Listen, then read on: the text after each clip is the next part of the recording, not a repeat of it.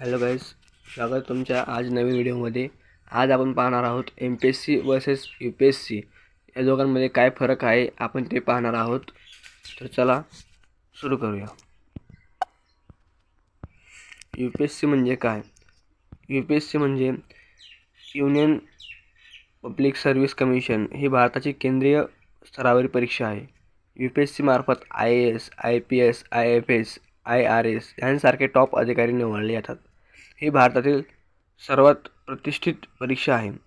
UPSC अधिकारी संपूर्ण भारतात कुठेही UPSCचे अधिकाऱ्यांची संपूर्ण भारतात कुठेही पोस्टिंग मिळू शकते। नंतर आपण MPSC बद्दल जाणून घेऊया। MPSC तसंच असते, पण MPSC ही महाराष्ट्र पुरतीच आहे। म्हणजे की MPSCचा full form Maharashtra public service commission हे आहे। ही महाराष्ट्र शासनाची राज्य स्तरावरील परीक्षा आहे। MPSC मार्फत deputy collector, PSI, STO, ASO, तहसीलदार यांच्यासारख्या अधिकाऱ्यांची निवड केली जाते। MPSC अधिकारी मुख्यतः महाराष्ट्रातच काम करतात। नंतर आपण बघूया दोघांतील मूलभूत फरक। दोघात मूलभूत फरक स्तर जे असतं ते MPSC मध्ये राज्यस्तरीय असते आणि UPSC केंद्रस्तरीय असते। आयोग MPSC करते, UPSC आयोग। कार्यक्षेत्र MPSCचे मुख्यतः महाराष्ट्रात असते आणि UPSCचं संपूर्ण भारतात कुठेही पोस्टिंग मिळू शकते। आणि MPSCचा सिलेबस तुलनेने कमी असतो आणि UPSCचा खूप मोठा आणि सखोल सिलेबस असतो। स्पर्धा मुख्यतः जास्त तर मुलं महाराष्ट्रातील असतात जे फॉर्म भरतात ते, आणि UPSCला संपूर्ण भारतातून खूप जास्त फॉर्म येतात, त्यामुळे हे चान्स कमी असतो। त्यानंतर तुम्ही भाषा म्हणतात की MPSCला मराठी भाषेला खूप महत्त्व दिले आहे आणि UPSCला इंग्रजी भाषेला खूप जास्त महत्त्व आहे, इंग्रजी आणि हिंदी। आणि प्रसिद्ध ही राज्यस्तरावर प्रसिद्ध खूप असलेली टॉप 1ची परीक्षा म्हणजे MPSC आणि केंद्रीय स्तरावरील टॉपची परीक्षा म्हणजे आता आपण MPSCच्या आणि UPSCच्या पदांची तुलना करून घेऊया। कोणते पद असतात। MPSCमध्ये टॉपचं पद म्हणजे डेप्युटी कलेक्टर असतं। त्यानंतर PSI पोलीस सब इन्स्पेक्टर, नंतर STI म्हणजेच स्टेट टॅक्स इन्स्पेक्टर, नंतर ASO असिस्टंट सेक्शन ऑफिसर, त्यानंतर तहसीलदार आणि तहसीलदारनंतर नायब तहसीलदार आणि इतर राज्यसेवा पदे असतात। तसेच UPSCमध्ये IAS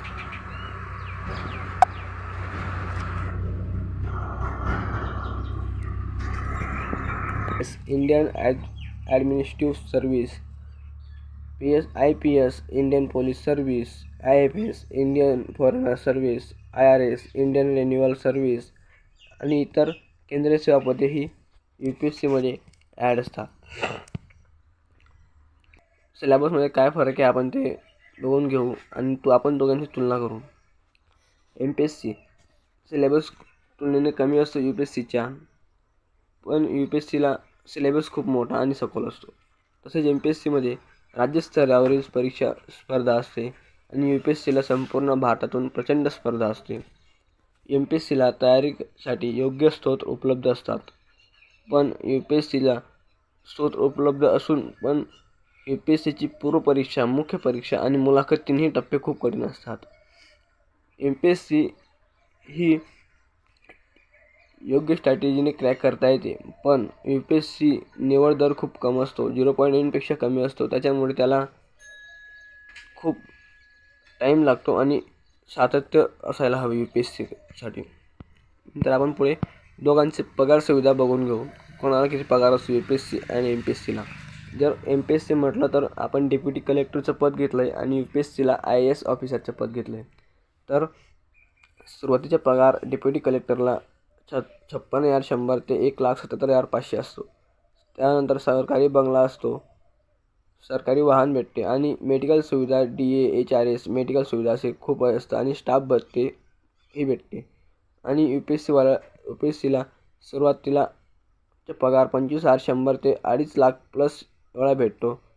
त्यानंतर त्यांना पण सरकारी बंगला भेटतो, सरकारी वाहन भेटते आणि DA HRA मेडिकल सुविधा, स्टाफ आणि इतर भत्ते मिळतात। म्हणजे UPSCमध्ये आणि MPSCमध्ये पगाराच्या श्रेणी आणि सुविधांमध्ये थोडा फरक अधिक असतो, पण बाकी सगळे सारखेच आहे. त्यानंतर आपण भाषेतील फरक जाणून घेऊ MPSC आणि UPSCमधील. तर MPSCमध्ये मराठी भाषेला खूप महत्त्व आहे आणि UPSCमध्ये मुख्यतः इंग्लिश माध्यम आहे. MPSCमध्ये पेपर मराठी आणि इंग्रजी दोन्हीत उपलब्ध असतो आणि UPSCला हिंदी ही दुसरी भाषा म्हणून पर्याय आहे. म्हणजे हिंदी आणि इंग्लिश दोघे माध्यममध्ये पेपर असतो. MPSCचा फायदा मराठी माध्यमातील विद्यार्थ्यांना होऊ शकतो आणि UPSCचा फायदा ज्यांची इंग्रजी चांगली असेल, इंग्रजीची पकड चांगली आहे त्यांना होऊ शकतो.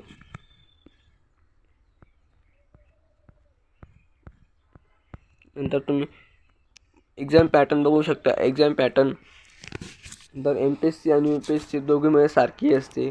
पहिले ऑब्जेक्टिव्ह असते, नंतर मुख्य परीक्षा असते डिस्क्रिप्टिव्ह, आणि नंतर मुलाखत म्हणजे इंटरव्ह्यू. हे तिघींना सेम म्हणजे MPSC आणि UPSC दोघांचा एक्झाम पॅटर्न सेम आहे, पण दोघी परीक्षांची रचना सारखी आहे. पण UPSCचा सिलेबस खूप मोठा आहे, हे लक्षात तुम्ही ठेवा.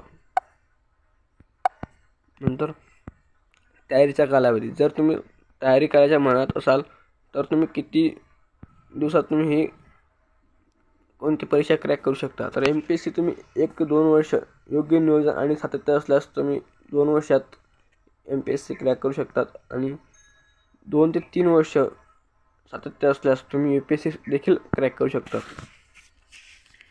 आणि कालावधीपेक्षा सातत्य आणि योग्य स्ट्रॅटेजी जास्त महत्त्वाची आहे हे स्पर्धा परीक्षा करण्यासाठी. आणि तुम्हाला सांगतो कोणती पद्धत तुम्हाला MPSC किंवा UPSC करायची, तुम्ही कोणती निवडावी तर तुम्हाला सांगून देतो.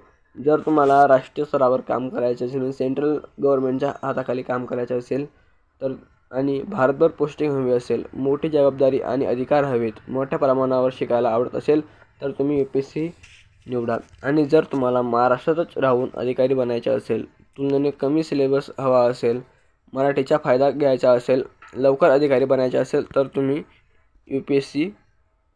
MPSC निवडा. आता मला शेवटचा संदेश एकच सांगतो मी, UPSC असो किंवा MPSC, यश मिळते फक्त मेहनत आणि सातत्य, स्वतःवरील विश्वासामुळे.